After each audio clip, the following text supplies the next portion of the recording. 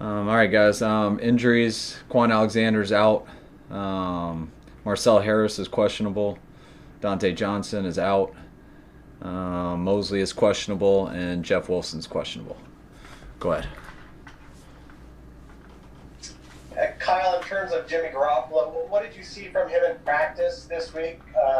Either on the field, in meeting rooms, in the locker room, that gives you confidence that he's got a bounce back game in him. Because he looked healthy, had a good week of practice, and he's played a lot of football before.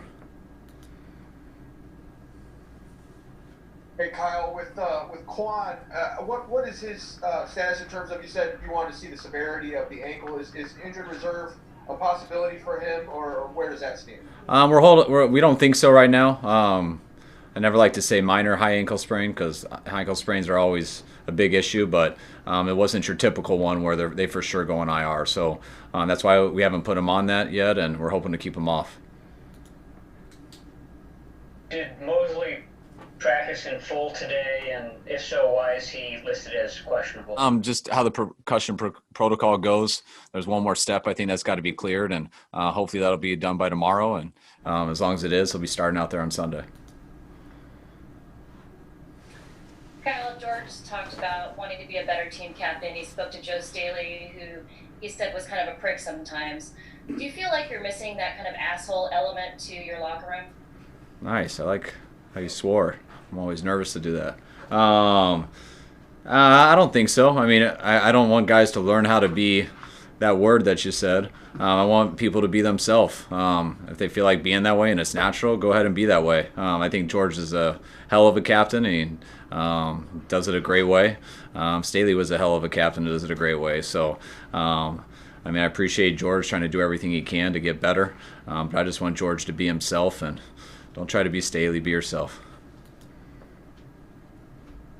Have you seen the news coming out of New England today about a couple positive tests that they have? And also, as a coach, how prepared are you to be nimble and when it comes to all the scheduling stuff that might have to come up if there are cases, whether it's with you guys or somewhere else throughout the league?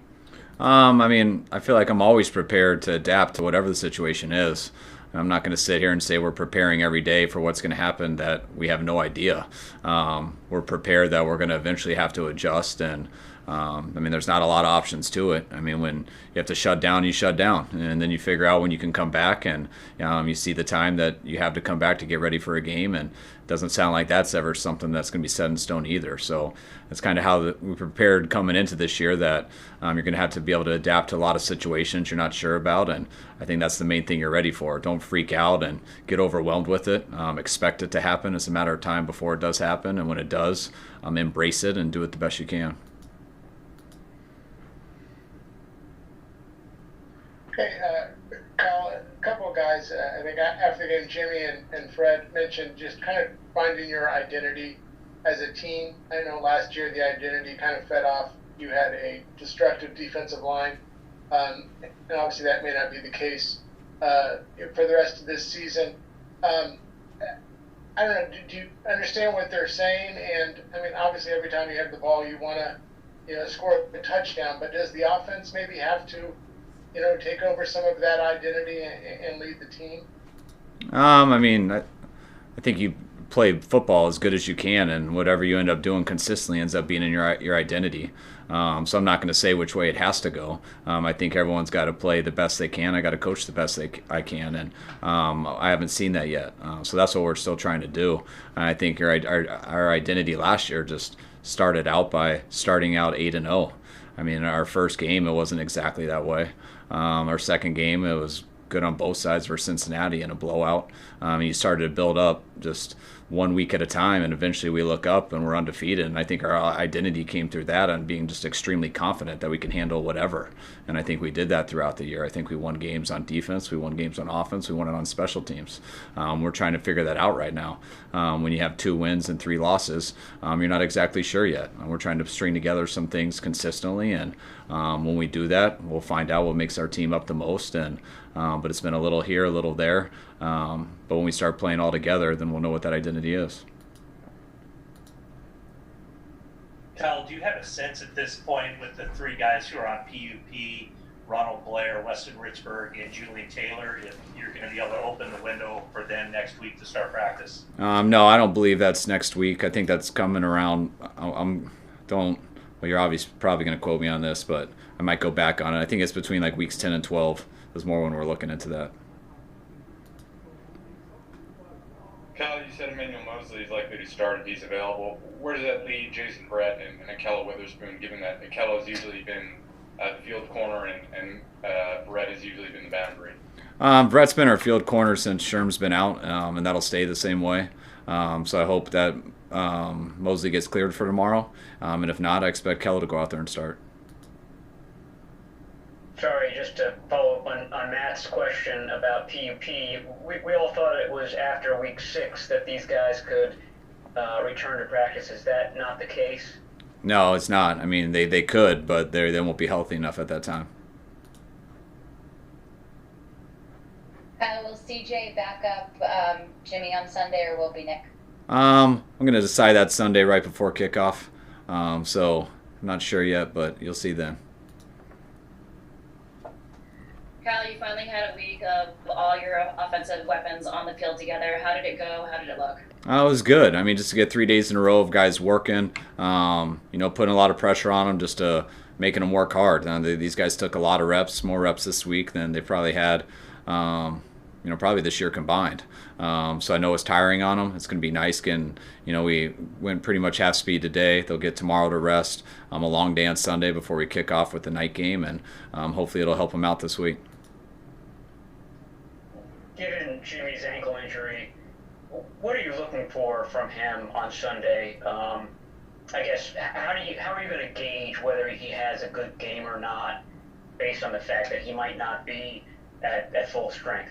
I'm not thinking about the ankle, and I don't think he is going into the game. I think you try to get to a point where you're healthy enough to play, which a lot of guys are at, but a lot of guys have injuries they got to play through. That's the point of where you're at in that. And I think Jimmy's at a better spot this week than he was last week. So, I don't think about the ankle in that case. I expect him to go out and play well, and that's how I'll judge him. Kyle, I'm sure you've been asked this 100 times, but I was just wondering if you had a story about Sean McVay when you guys were working together early on, when you were thinking, wow, this dude really gets it. I could tell Sean, just from our first interview with him. Sean and I had a lot in common in terms of, I started out my career as quality control with John Gruden, and then when I left to go to Houston, Sean was the guy who came in and replaced me. So I knew exactly how he came up in his 2 years there. It was the same way I did. It was neat when I went to Washington to interview him. My dad and I were interviewing him, and he came in, and I knew exactly what he had been through those previous 2 years.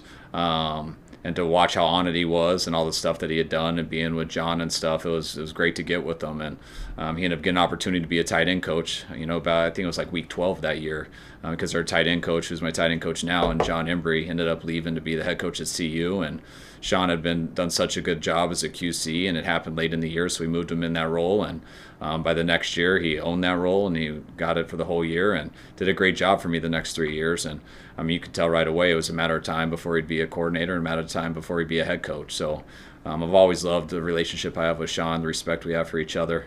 It would be a lot more fun for us if we weren't in the same division, because we love talking ball and we like hanging out, but that's a little more hampered when we're constantly competing against each other. Kyle, update on 2 injured guys. Richard Sherman, how did those injections go for him this week? And also Ronald Blair, did he have a setback, or I think it was expected that he might be back practicing next week?